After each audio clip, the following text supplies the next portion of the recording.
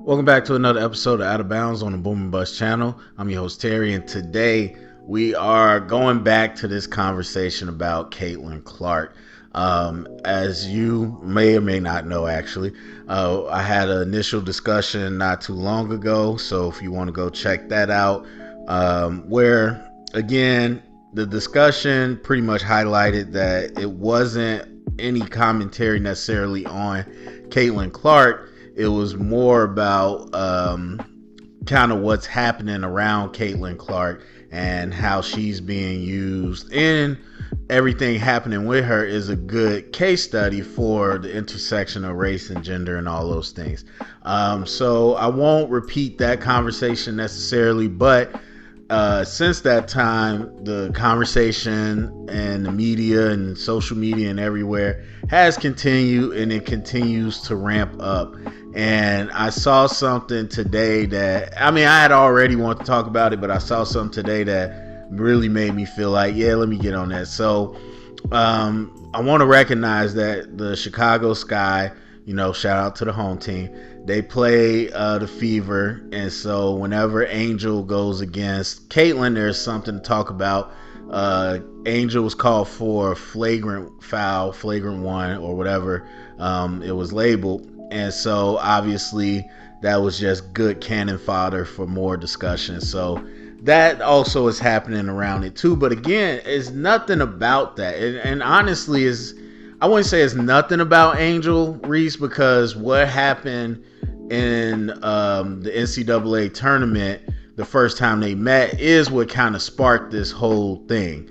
And that's where you kind of started these conversations. But I still felt that it was within the realm of basketball somewhat. Like, for whatever reason, you could think about the bad boy Pistons, who had black and white players, or really just a few white players. You could think about the Raiders back when they were like the bad boy Raiders. You could think about a lot of different teams throughout time where it's like it could be some outside the sports stuff that's causing you not to like them, whatever, but it fuels the rivalry.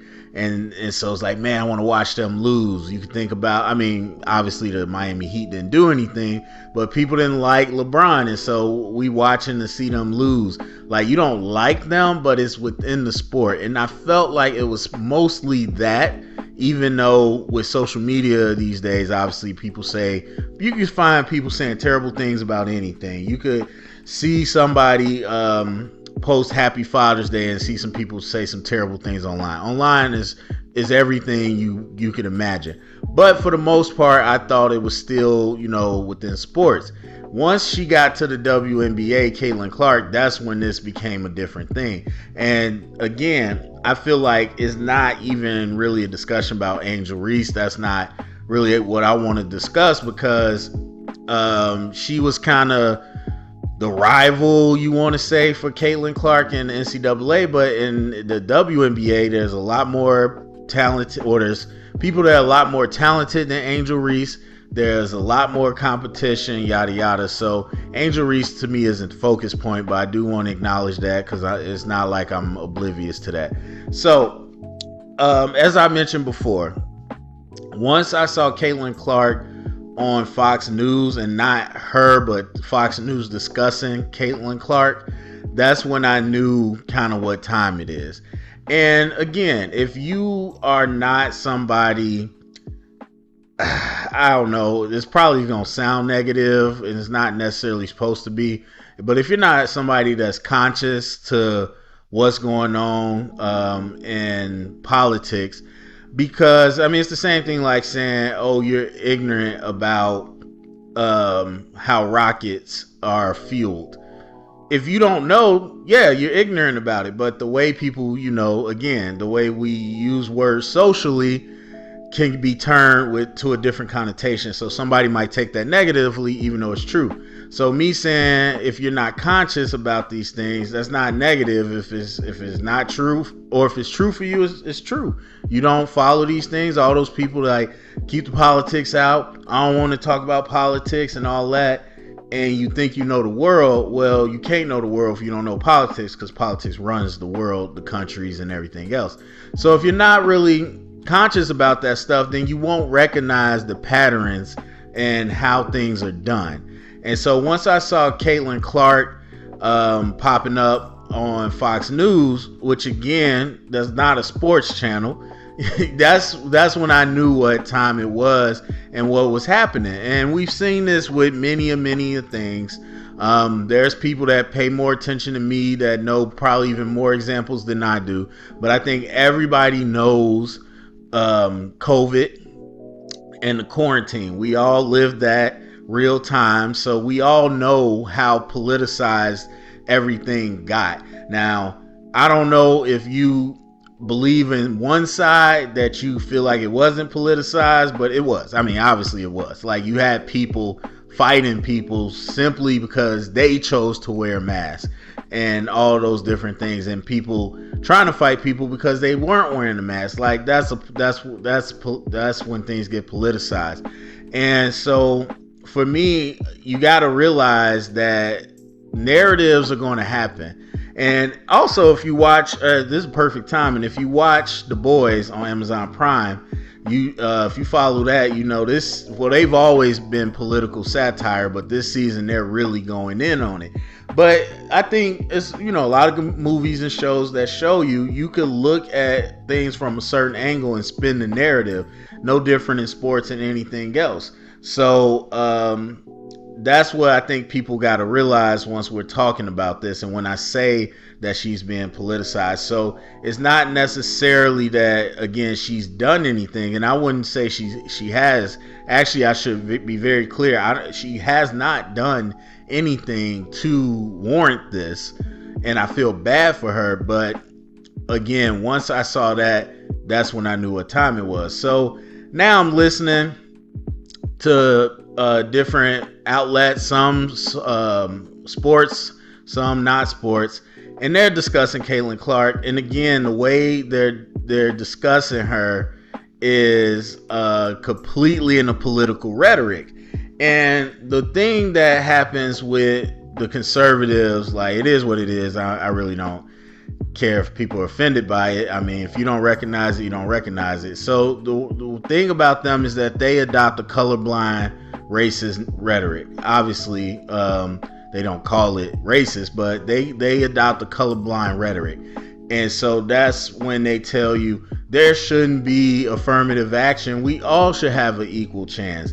That's when they tell you stuff like with Caitlin Clark and everybody else, is that it's reverse racism. They're being racist against white people. So when you hear people say racist against white people, that's a colorblind racist tactic. When they say that, oh, everybody has an equal chance in America, it's a meritocracy, another colorblind racist rhetoric. So that's what they're doing with Caitlin Clark. And I was listening to somebody today. They were talking about that Caitlin Clark was being treated unfairly, and that they're tired of her being politicized, blah, blah, blah.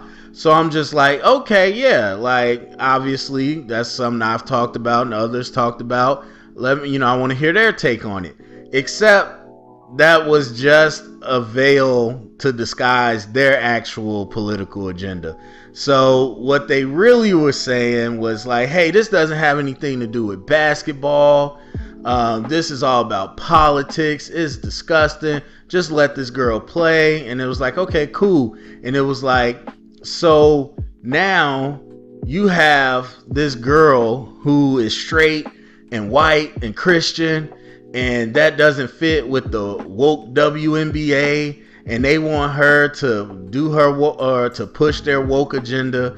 And the sports media, ESPN, they want her to push their woke agenda of Disney. And since she doesn't stand for that, she doesn't fit in. And that's why she's getting bullied.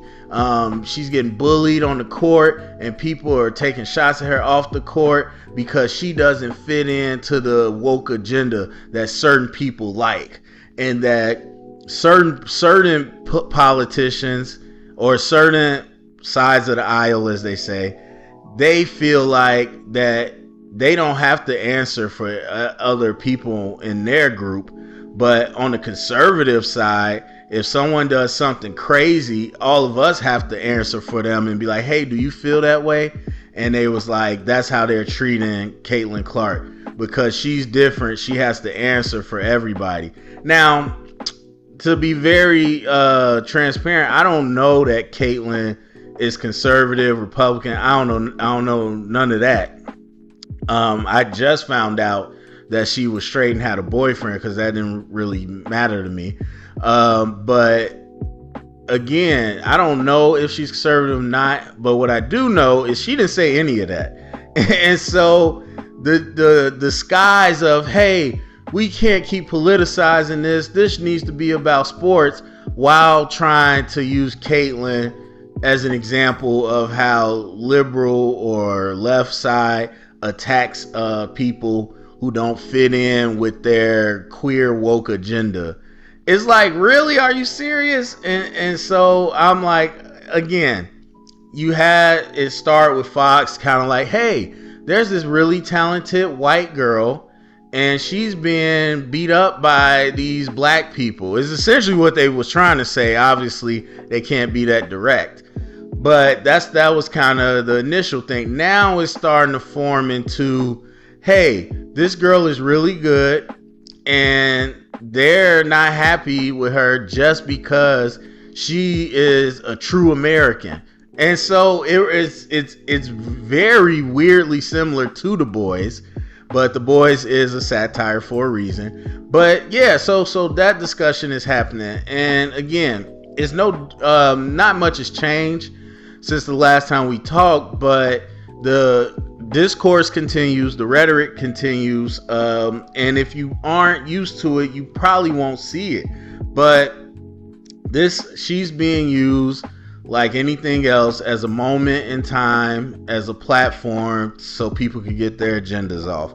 And others feel like she's being used the same on the other side, where it's like, now, to me, I will agree that whether you're an athlete or anybody else, you have a large platform. I can't sit here and say that you have to say anything specific. It reminds me of Taylor Swift, who I don't listen to or follow, but there was an article about how there's a growing movement in her fan base for her to talk about the war happening, or not the war, but the violence happening in Palestine and everything. And they said that for the most part, it's like, hey, your voice would bring a lot of positive attention and movement towards a resolution. Now, is that true? We could debate that. But there are some people that are like, no, you being silent on it this long is making it worse. Now, this is where we get really into the nuance and it gets tricky, because both of those things can be true. Both of those things can absolutely be true. Well, I wouldn't say making it worse, but I will say that your silence can contribute to sustaining what's already going on. Now, does that mean that Taylor Swift has a responsibility to say something? No, it doesn't. And I feel like I want to give credit. Who was it? I want to say The Odd Couple, Rob Parker, Chris Broussard. I heard them talking and they mentioned this one, because a lot of stuff they said I didn't agree with, but I think it was Chris that mentioned this, and it's a very good point, and it's one that I agree with, is that, and the reason that I'm conflicted is because if you tell somebody they have to use their platform and speak to issues, what if they don't agree with the way you look at it? Or what if they agree with this and Caitlyn says, hey, I don't condone this, or I support all my queer fellow people in the league and all this, cool. And then we get down the line and there's something else happening and she speaks out. But this time she says something you don't agree with. Now you saying she being reckless with her platform? Like how do we go? And that's what freedom of speech is, because freedom of speech for most people that cry about it, they're not really talking about actual freedom of speech. They're talking about freedom of their speech, but they don't want to hear what you got to say. I mean, first of all, we live in a world, and no, I shouldn't even say a world. Well, technically, no, it is global, but we live in a country where you can't even cast somebody in a movie without somebody crying about politics being forced down their throat. The movie hasn't even came out. You have no idea what the movie's going to be, what they're going to say, but because they casted somebody that looks a certain way, then they're forcing politics down my throat. So again, you got people that claim freedom of speech, and what they really mean is, I want to say what I want to say, and I want to hear other people that agree with me. So I say all that to say, again, if we tell Taylor Swift she has to talk about this, well, what about the next thing that you don't agree with? If we tell Caitlin Clark she has to talk about something, what about the next thing that you don't agree with? So yeah, I 100% agree with both sides. If you are somebody saying that Caitlin Clark is being singled out and treated differently because she's a real American, problematic. If you're somebody saying that, hey, you have this platform, you need to support black women, you need to support this and that, you have to do it, problematic.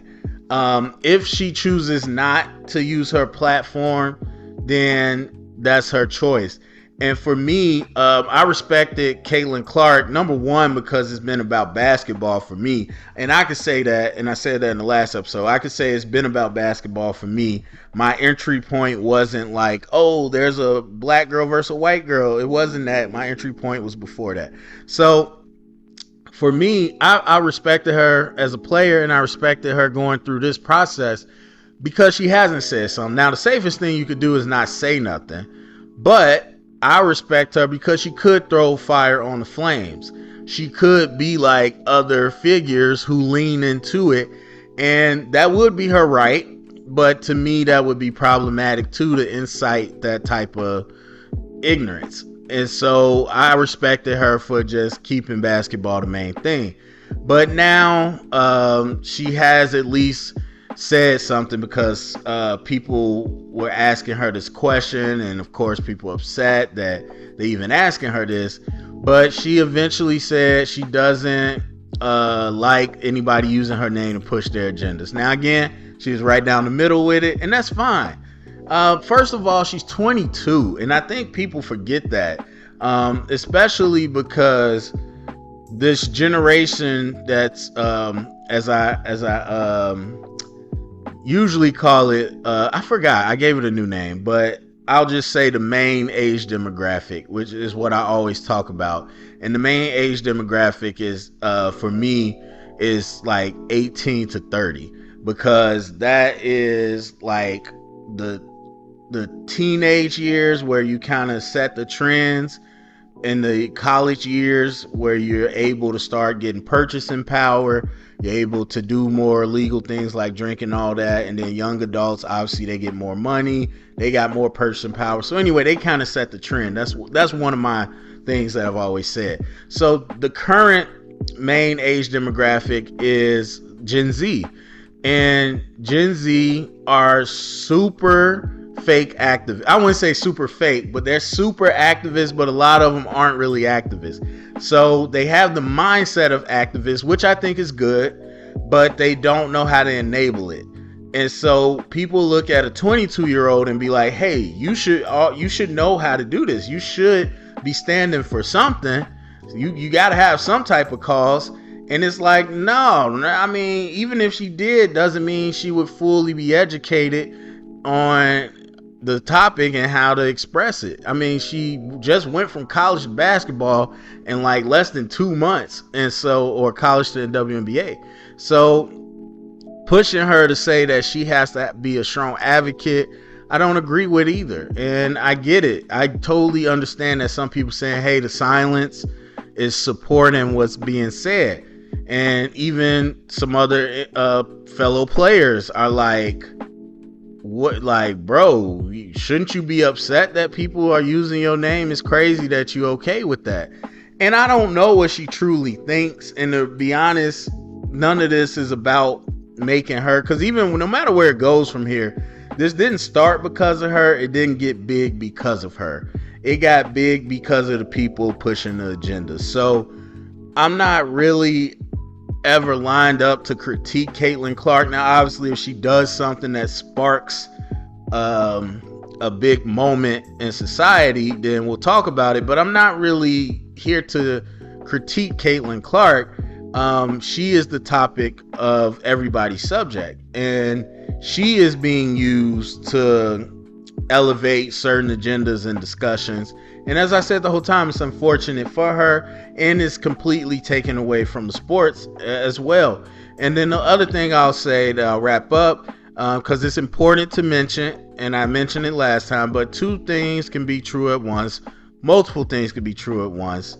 This is a clash of like politicism and racism, identity politics, but it's also a clash of economics, and they're both happening at the same time, because you do have the fact that Caitlin Clark has generated, I wouldn't even say just the WNBA, because Fox is not bringing up Caitlin Clark if she's not a hot topic.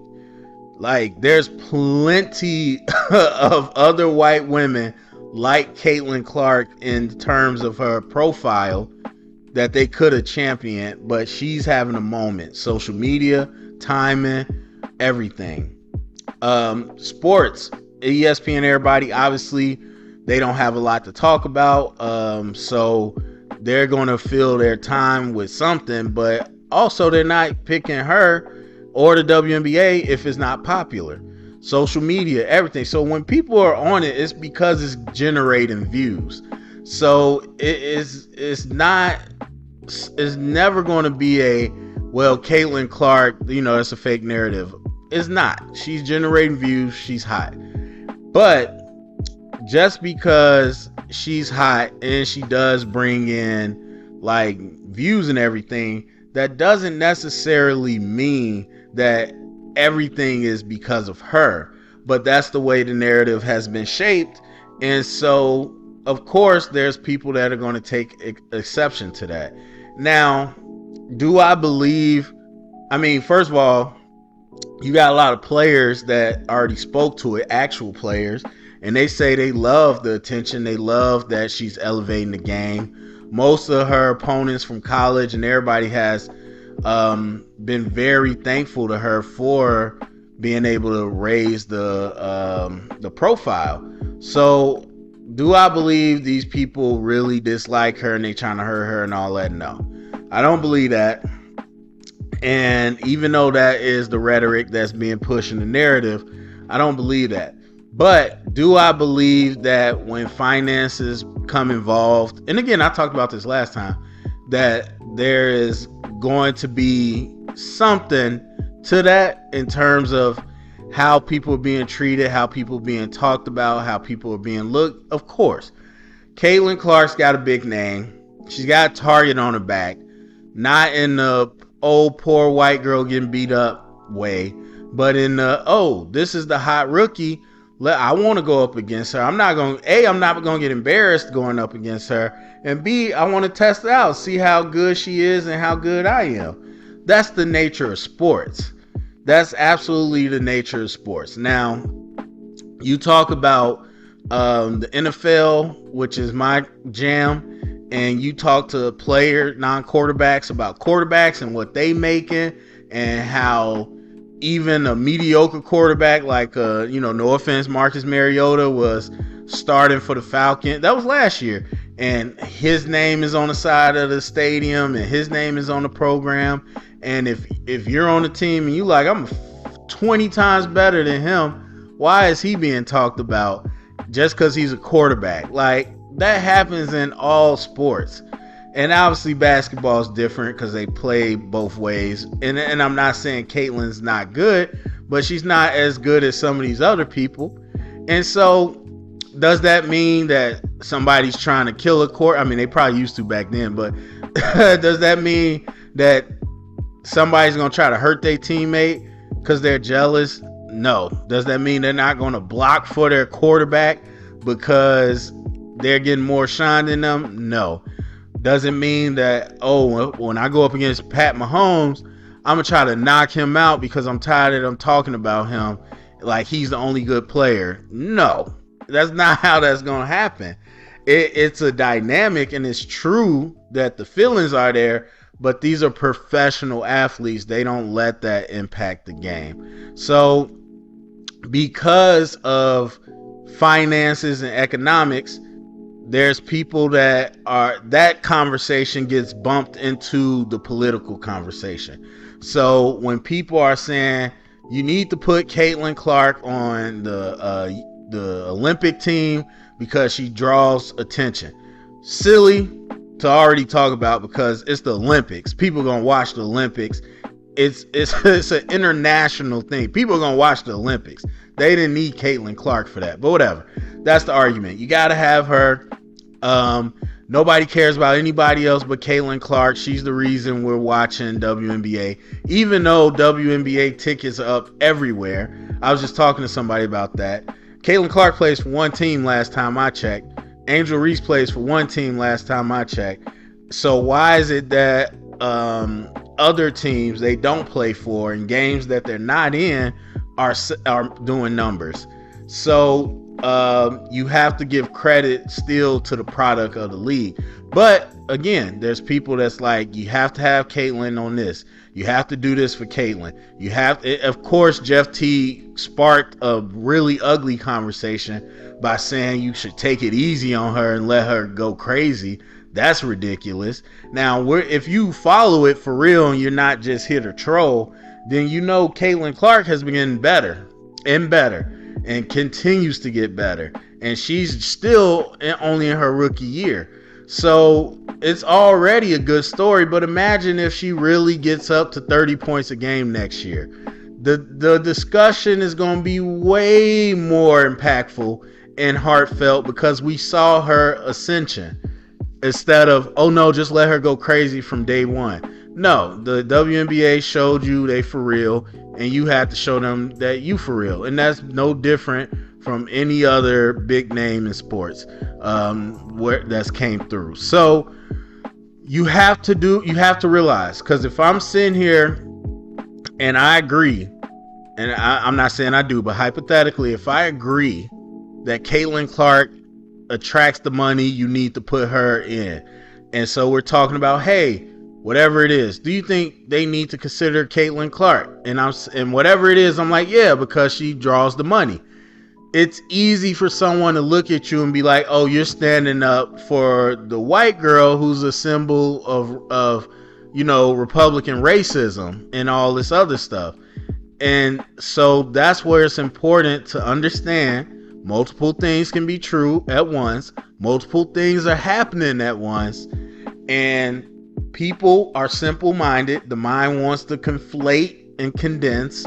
We can't conflate this conversation because Caitlin Clark is a bunch of different conversations. As I said, it's race, it's gender, it's politics, it's economics, it's entertainment, it's all of that.